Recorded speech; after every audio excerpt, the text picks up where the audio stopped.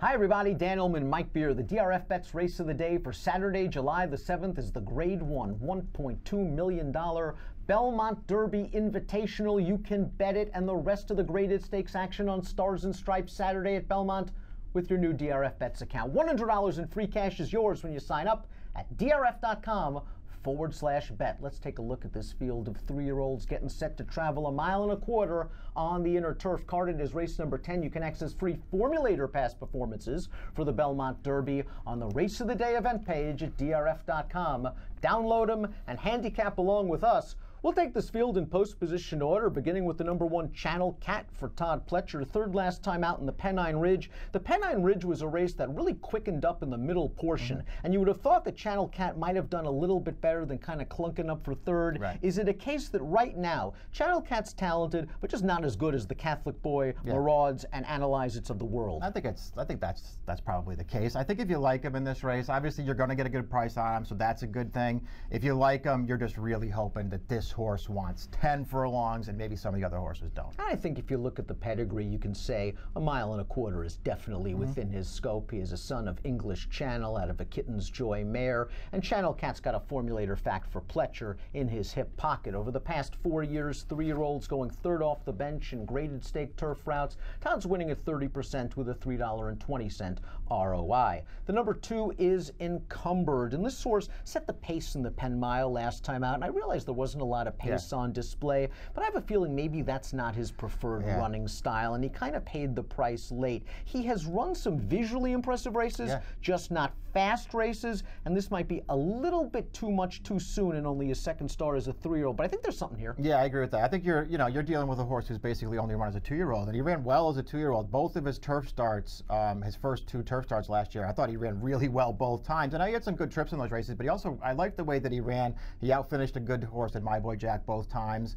His Breeders' Cup, I just felt like he didn't get the right trip in that race. He didn't run great in there either, but he didn't get the right trip that day. I wonder if off the layoff last time, he lunged pretty badly at the start. I wonder if that sort of got him into the bit. And Mario Gutierrez just didn't have any choice after that. He had to go to the lead. And once he was on the pace, and then Maraud was just pressing him the entire way, it was far from an ideal situation for him.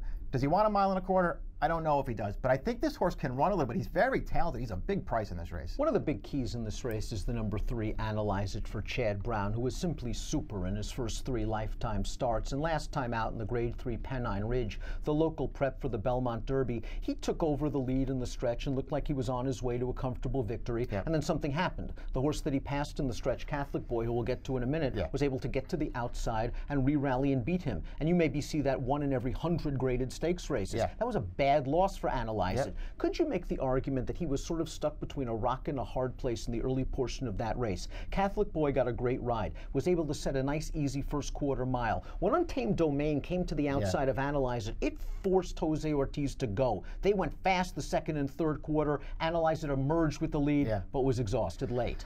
I mean, listen, I'm not adverse to look at the race that way. He had his hand forced maybe sooner than he wanted to have it forced, and it cost him at the end.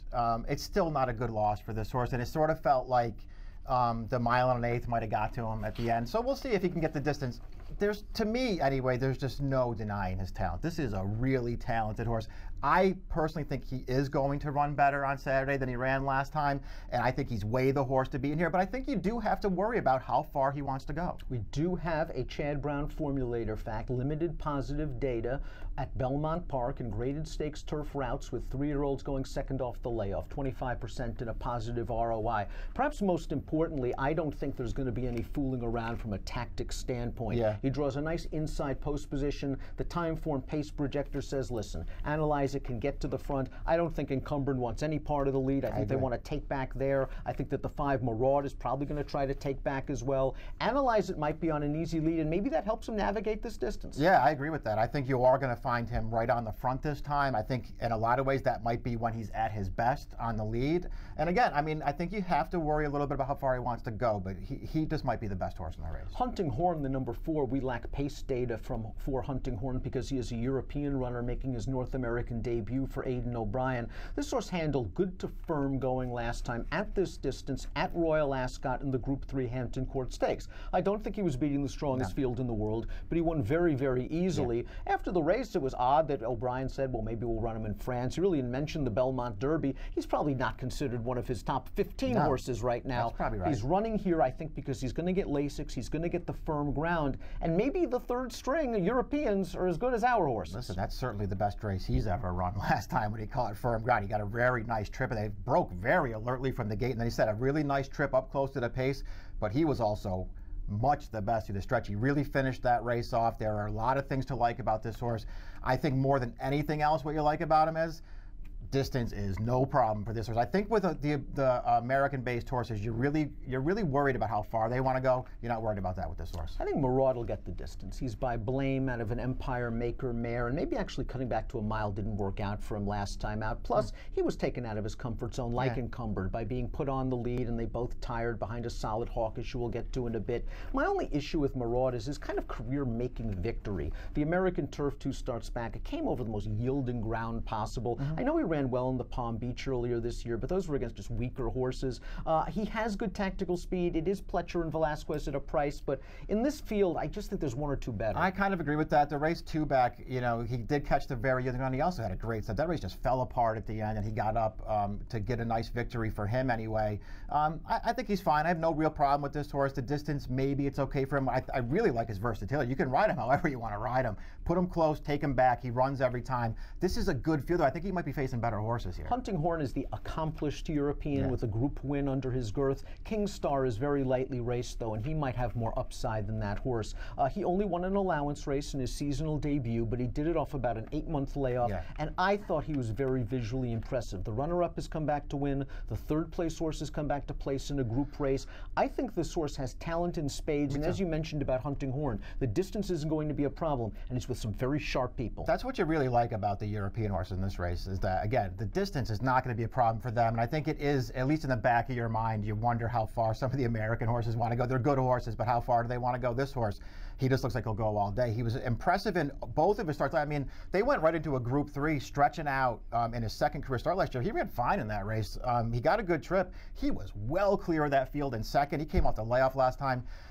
Get the replay if you can. You won't see a horse win a race any easier than he won that race. This horse can run. This is a tough spot. They're shipping over, but they're obviously shipping over with some confidence in this horse to run him in this race. I think he's pretty good. I think he's dangerous at a price. Catholic Boy got just a wonderful ride from Javier last time out, a paceless edition of the Pennine Ridge, and he was able to go to the front. He took Analyze It's challenge. He was passed by Analyze It. Listen, he could have easily packed it in and run second that day to the odds-on favorite. To his credit, he re-rallied. He is a versatile horse that has won on dirt and turf. He has won from on the lead, he has won from off the pace, and he would be not a surprise at all if he wins the Belmont Derby. No, all those things are true. It was nice, for me anyway, the best thing about his Pennine Ridge. And, you know, listen, maybe he got a little lucky to win there. Maybe it was just more a case of Analyze It, not sealing the deal and allowing him to come back. But to me, it was nice to see him get back to what I just think is his preferred surface. He's a better turf horse. They were back on turf last time, and he came through. It was a nice win for him. I think he's going to have a much tougher time of it on Saturday against this field, but he's a good horse. You and I are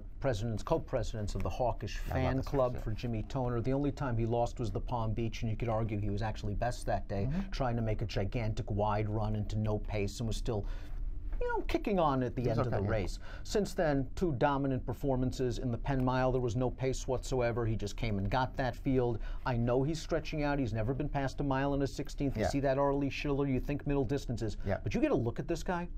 He's a gigantic sea monster, and I would think a mile and a quarter, just from a body type standpoint. Boy, I think he's going to get it, and I think he's pretty good. He's got distance on the dam side, too. This is a very classy female family.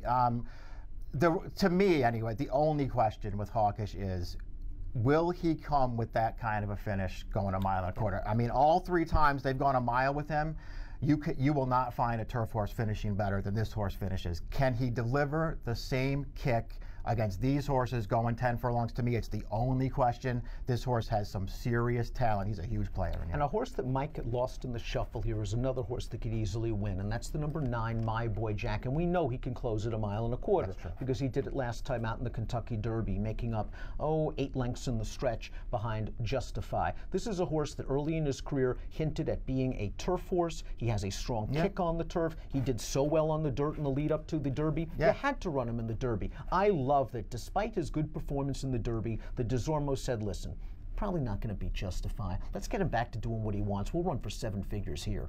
Yeah, no, I agree with all that stuff. I mean, in a lot of ways, with his running style, he's much better suited to the turf than he is to the dirt, but he does need some race luck. He is going to be last, you feel like, up the backstretch in this race, and there are going to be a lot of good horses in front of him, a lot of horses he has to run down in here who just, they're really, really good. Can he do that? I don't know.